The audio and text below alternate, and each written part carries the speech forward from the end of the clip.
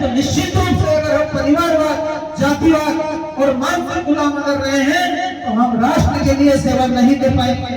इसलिए हमें इन सब चीजों से बाहर होना पड़ेगा और राष्ट्र के लिए एकता, अखंडता के दीप जलाने होंगे। और वो अखंडता के दीप जलाने का मतलब किसी के घर में दिया, दीपक जो हम दीवा जलाते हैं, तेल जलाते हैं, उसमें जलाने की आवश्यकता नहीं है। हमारी सोच को बदलना होगा, हमारी विचारधारा को बदलना होगा, तभी हम राष्ट्र सेवा के लिए कहीं न कहीं अग्रसर हो पाएंगे। और मैं नवयुवक बच्चों से भी निवेदन करना चाहता हूँ कि आप लोगों का कहीं न कहीं मेरे को रिजल्ट गलत आता है, निकलते फिरते भी देखा है आदमी, मुझे पता नहीं बच्चे कौन थे वो, मैं पहचानता नहीं उनको, लेकिन कहीं न कहीं बच्चे उधर सिगरेट पीते हुए भी मुझे दिखे नहीं। अब मैं चाहूंगा कि वो बच्चे कौन है, आपको टीचर समझाए उसकी आवश्यकता नहीं है, आपको कोई सरपंच समझाए उसकी आवश्यकता नहीं है। आपको खुद को सोचना पड़ेगा, आपको खुद को समझना पड़ेगा। और जो आपके अंदर गलत दिमाग में विचारधारा बैठ चुकी है, इस विचारधारा को आपको खत्म करना पड़ेगा।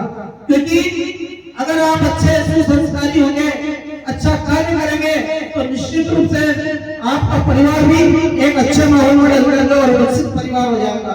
अगर आप कहीं न कहीं नशे की लत में लग गए या किसी गलत कार्य में या किसी गलत कृत्य में लग गए तो निश्चित रूप से आपने देखा होगा इतने बड़े बड़े रिजल्ट हम लोगों के बीच में है, कितने बड़े बड़े राजा महाराजाओं एक राज्य चले गए, साम्राज्य डूब गए, जिनका नाम ना लेवा गति आज के टाइम पे कोई नहीं है। ऐसी कई चीजें हमारे गांव और हमारे आसपास के गांवों में भी हमने देखा है कि कहीं ना कहीं हम अगर नशे की लत में लगे हैं या गलत संगति में अगर लगे हैं तो परिवार को पूरा परिवार के साथ साथ उसका नाम लेने वाला भी कोई नहीं मिलता साथी। मैं आप लोगों से पुनः यही निवेदन चाहूंगा कि अपनी सोच को परिवर्तन करने की कोशिश करें। आप अच्छी पढ़ाई करें, मन लगा करके पढ़े।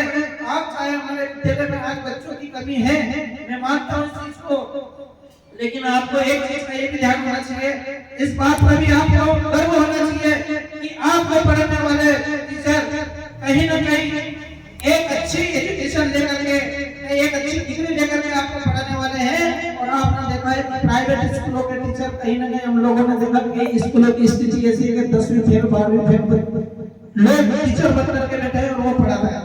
अब आप बताइए जो इतने हायर एजुकेटेड लोग हैं, टीचर हैं, वो अच्छा पढ़ा पाएंगे या 10वीं 12वीं फेल टीचर आपको अच्छा पढ़ा पाएगा?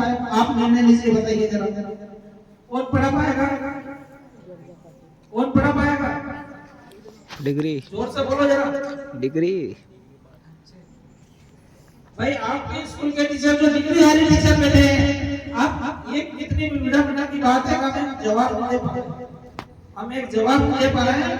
हम जब स्कूल में पढ़ते थे, आदरणीय मनोहर जी मान साहब हमारे बीच में बैठे हुए हैं, इनका तो व्यवहार सरल रहा है, लेकिन हमें बोलने के लिए कमर के अंदर आंकड़ा रख करके दबा दिया जाता था, घुटनों के बल रेत में बिठा दिया जाता था। ऐसी स्थिति थी। और उस टाइम की एजुकेशन और आज के एजुकेशन में काफी जमीन आसमान का अंतर ऐसा है कि हमारे परिवार के लोगों ने बोल दिया था टीचरों को कि सर लेके जाओ बच्चे को, इसकी हड्डियों का ढांचा में लगना, मांस आपका खूब पीटना, लेकिन थोड़े अच्छे। आपको आज के टाइम पे कोई हाथ भी नहीं लगाते, टीचर पीटने का तो काम ही स्कूल में बंद कर दिया। लेकिन उसके बावजूद भी अगर हम अच्छा नहीं पढ़ पा रहे, इतनी अच्छी शिक्षा, इतनी अच्छा माहौल आप लोगों को मिलता है, हम लोगों को तो वो माहौल मिला ही नहीं। तो आदमी मिला क्या? ऐसा अच्छा माहौल मिल नहीं पाया, उसके बावजूद भी अच्छी पढ़ाई करके कहीं ना कहीं नाम रोशन किया है। मैं आप लोगों से भी यही निवेदन चाहूंगा, अपने माता पिता का नाम रोशन करें और खूब मन लगा करके दिल से पढ़े, अपना स्कूल का भी नाम रोशन करें। इसी के साथ जय हिंद, जय भारत।